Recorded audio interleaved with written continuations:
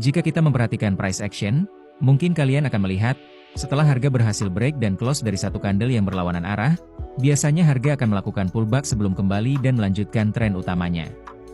Seperti contoh pada chart ini, kita bisa melihat ketika candle merah berhasil break dan close dari candle hijau sebelumnya, harga terjadi pullback ke candle hijau dan kembali turun. Serta perhatikan candle merah di sini, candle merah ini telah di break dan close di atas oleh candle hijau. Setelahnya harga terjadi pullback ke candle merah, sebelum melanjutkan momentum utamanya. Dan kita bisa melihat formasi pullback seperti ini terjadi berulang kali pada chart. Sekarang, jika kita bisa entry di ujung dari pullback ini dengan stop loss yang tipis, maka ini akan menjadi peluang trading yang menarik. Karena reaksi kecil pada high time frame seperti ini, sebenarnya adalah pergerakan besar yang potensial pada time frame yang lebih rendah. Lalu bagaimana cara kita memprediksi ujung dari pullback? Dan bagaimana cara kita tahu bahwa harga akan kembali setelah pullback? Karena tidak semua pola ini akan menghasilkan pantulan, dan harga bisa saja langsung tembus tanpa melanjutkan momentum utamanya. Halo teman-teman semua, selamat datang kembali di channel Forex Sarjana.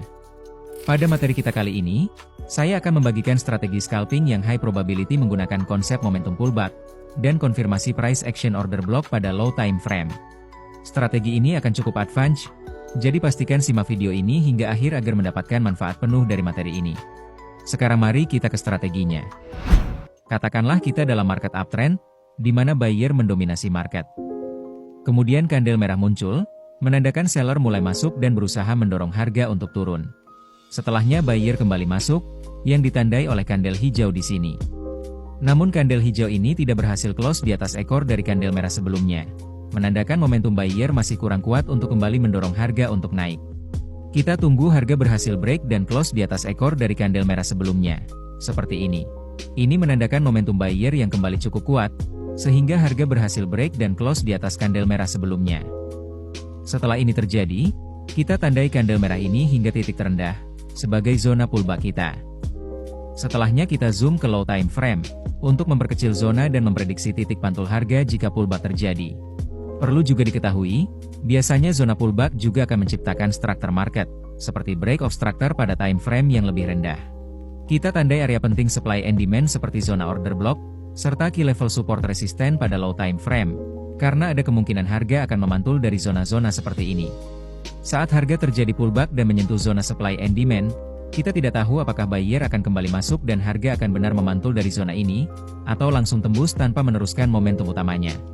Untuk itu kita perlu kembali zoom ke time frame yang lebih rendah untuk mencari pertanda konfirmasi price action, bahwa momentum buyer kembali masuk untuk melanjutkan momentum uptrend. Perhatikan pada time frame paling rendah, kita bisa melihat candle hijau close di atas candle merah sebelumnya, menandakan momentum buyer kembali masuk dari zona demand ini.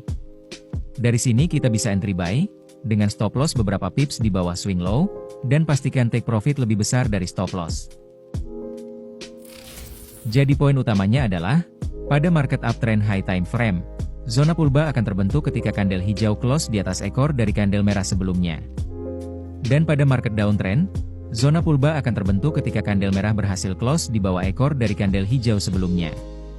Pada strategi ini kita hanya akan follow trend dan menggunakan 3 pasangan time frame. Jika trend dan momentum di time frame daily, maka kita zoom dan perkecil zona di time frame H1, dan cari konfirmasi di time frame M15.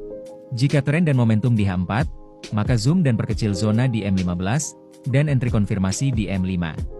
Jika trend dan momentum di H1, maka zoom dan perkecil zona ke M5, dan entry konfirmasi di M1. Karena di sini kita memanfaatkan reaksi kecil pada high time frame, maka untuk menentukan tren agar baku, kita akan menggunakan indikator exponential moving average periode 9, dan periode 21. Untuk rules-nya sederhana, jika EMA 9 di atas EMA 21, artinya market dalam kondisi uptrend, maka kita hanya akan mencari momentum buyer, dan hanya entry posisi buy. Jika EMA 9 di bawah EMA 21, artinya market dalam kondisi downtrend, maka kita fokus mencari momentum seller, dan hanya entry posisi sell. Sekarang, izinkan saya demonstrasikan strategi ini pada chart. Ini adalah chart Euro USD time frame H1. Kita bisa melihat EMA 9 di atas EMA 21, artinya market dalam kondisi uptrend, jadi kita akan fokus mencari momentum buyer dan hanya entry posisi buy. Perhatikan, candle hijau ini berhasil break di atas ekor dari candle merah sebelumnya, artinya momentum buyer cukup kuat. Setelahnya kita tandai kandel merah ini hingga ekor terendah setelahnya sebagai zona pullback kita. Kemudian kita zoom ke time frame M5 untuk mencari zona order block dan key level support. Pada zona pullback ini, di paling bawah kita bisa melihat zona demand order block valid yang diikuti imbalance dan break of structure. Maka kita perkecil dan tandai zona ini. Setelahnya harga terus naik, dan mari kembali ke time frame H1. Pada time frame H1, kita kembali melihat kandel hijau yang close di atas ekor dari kandel merah sebelumnya. Maka kita tandai kandel merah ini, hingga ekor kandel paling bawah setelahnya sebagai zona pullback. Kemudian kita kembali zoom ke M5, untuk menandai zona demand dan support pada low time frame. Pada M5, kita bisa melihat zona order block valid yang diikuti imbalance dan break of structure. Maka kita tandai zona ini hingga area support, karena posisi zona order block ini berada pada area support. Saat harga kembali ke zona order block M5, maka kita zoom ke time frame yang lebih rendah seperti M1, untuk mencari konfirmasi momentum dari buyer. Perhatikan, saat harga menyentuh zona demand pada time frame 1 menit, kita bisa melihat kandel hijau yang close di atas kandel merah sebelumnya. Menandakan momentum buyer kembali masuk saat harga menyentuh zona ini. Di sini kita bisa langsung melakukan entry buy, atau menggunakan konfirmasi 50% imbalance. Dan ingat untuk scalping di time frame serendah M1, setiap pips harus kita perhitungkan. Oleh karena itu kita sangat perlu memperhatikan spread. Ini dikarenakan saat kita entry buy, maka kita akan mendapatkan harga as, yaitu harga bid yang ditambah spread. Spread pada setiap akun dan broker akan berbeda-beda. Sebagai contoh, di sini saya menggunakan broker Exness dengan jenis akun raw spread. Jika kita perhatikan pada pair Euro USD, nilai spreadnya kurang dari 1 pips, atau 10 poin pada broker 5 digit. Akun jenis ini memang memiliki spread yang cukup rendah, namun pada akun jenis ini akan dikenakan biaya komisi sebesar $7 per lot. Namun saya lebih suka komisi daripada transaksi saya terganggu hanya karena spread yang tiba-tiba melebar. Untuk itu sebaiknya pastikan akun trading yang kalian gunakan memiliki spread yang cukup ketat, terutama jika teman-teman melakukan scalping di time frame rendah seperti ini. Kemudian untuk stop loss buy, akan berada pada swing low dikurangi nilai ATR. Mari kita masukkan dulu indikator ATR-nya pada chart. Perhatikan angka yang muncul di bagian kanan bawah indikator ATR. Stop loss buy akan kita kurangi angka ini. Untuk target profit bebas, dan ingat, semakin tinggi RR maka win rate akan semakin rendah, dan lebih sering terjadi loss beruntun. Jadi, pada demonstrasi ini saya hanya akan menggunakan RR 1:2. Dan transaksi ini berakhir profit.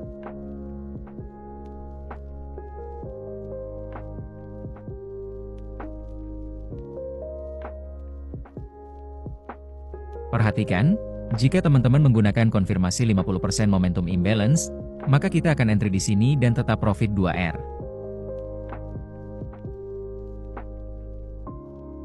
Sekarang mari kembali ke H1. Pada H1, harga kembali turun dan menyentuh zona demand M5 kita sebelumnya. Maka kita zoom ke M1, untuk mencari konfirmasi momentum dari buyer. Pada time frame M1, kita bisa melihat pola strong bullish engulfing, di mana kandel hijau close di atas ekor dari kandel merah sebelumnya. Maka ini bisa menjadi peluang kita untuk entry posisi buy. Stop loss akan berada pada swing low dan dikurangi nilai ATR. Untuk target profit akan tetap 1:2. Dan transaksi ini berakhir profit.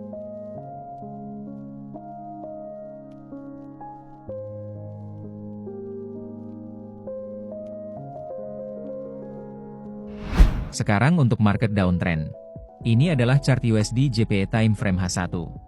Kita bisa melihat EMA 9 di bawah EMA 21, menandakan market dalam kondisi downtrend, maka kita hanya akan fokus mencari momentum seller dan hanya entry posisi sell. Perhatikan, kandel merah ini baru saja break dan close di bawah ekor dari kandel hijau sebelumnya, menandakan momentum seller besar mulai masuk. Jadi kita tandai ekor paling bawah kandel ini, hingga ekor paling atas setelahnya sebagai zona pullback kita. Kemudian kita zoom ke M5, untuk mencari zona supply dan key level resisten pada zona pullback ini. Perhatikan, pada M5 kita bisa melihat zona supply order block dan resistance yang diikuti imbalance, dan break of structure. Maka kita tandai dua zona ini. Saat harga kembali ke zona ini, kita zoom ke time frame M1 untuk mencari pertanda momentum dari seller. Pada M1, kita bisa melihat pola strong bearish engulfing, di mana kandel merah ini close di bawah ekor dari kandel hijau sebelumnya. menandakan momentum seller mulai masuk pada zona ini. Maka ini bisa menjadi peluang kita untuk entry posisi sell. Untuk posisi sell, maka stop loss akan berada pada swing high ditambah nilai ATR dan ditambah spread. Untuk itu, mari kita cek spread pair USD JPY pada MetaTrader kita. Perhatikan, pada pair USD JPY, spreadnya kurang dari 1 pips atau 10 poin. Jadi stop loss akan kita tambahkan nilai ATR dan spread. Ingat, untuk posisi sell maka stop loss akan ditambahkan spread. Namun untuk posisi buy, spread akan berada pada titik entry. Untuk take profit akan tetap 1:2. Dan transaksi ini terkena stop loss. Setelahnya, candle merah kembali close di bawah ekor dari candle hijau sebelumnya. Maka kita bisa kembali entry sell di sini. Untuk rules ini sebaiknya kita hanya boleh 2 kali entry pada satu area, dan jika transaksi ini terkena stop loss, maka kita batalkan zona ini. Untuk SL dan TP rule-nya tetap sama. Dan transaksi ini berakhir profit 2R. Perhatikan, jika kita cukup konservatif dan kembali memperkecil zona di M1, maka kita bisa entry lebih akurat pada harga ini, dan bisa menghindari stop loss dan momentum palsu seperti ini. Namun saat teman-teman semakin konservatif, kita mungkin akan beberapa kali kehilangan peluang, tetapi entry kita biasanya akan lebih akurat. Namun pada setup agresif ini tetap kita hitung sebagai stop loss. Sekarang mari kembali ke time frame H1. Pada H1, kita kembali melihat candle merah close di bawah ekor dari candle hijau sebelumnya. Maka kita tandai candle hijau hingga swing high setelahnya, sebagai zona pullback kita. Kemudian kita zoom ke M5. Pada M5, kita bisa melihat zona order block dan resistance valid yang diikuti imbalance dan break of structure. Maka kita tandai dua zona ini. Saat harga kembali ke zona ini, kita zoom ke M1. Pada M1, kita bisa melihat momentum strong bearish engulfing yang menyentuh zona ini, dan ini bisa menjadi peluang kita untuk entry posisi sell. Untuk SL dan TP rule-nya sama.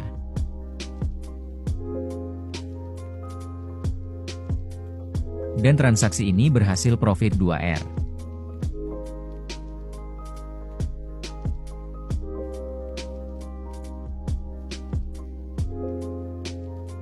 Setelahnya harga kembali naik, dan menyentuh zona resistance. Perhatikan, di sini harga break dan close di bawah ekor dari candle hijau sebelumnya, dan menyentuh zona resistance. Karena momentum hanya akan valid jika menyentuh zona. Maka kita bisa entry sell di sini. Dan ingat, untuk SL berada pada swing high ditambah HTR, dan ditambah spread. Target profit akan tetap 2R.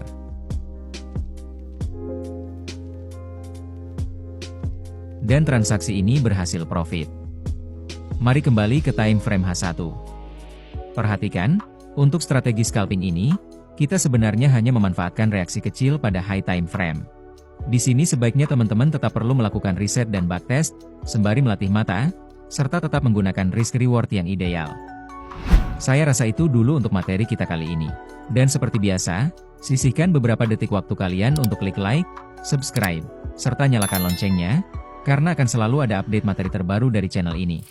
Terima kasih telah menonton hingga akhir dan sampai jumpa di video selanjutnya.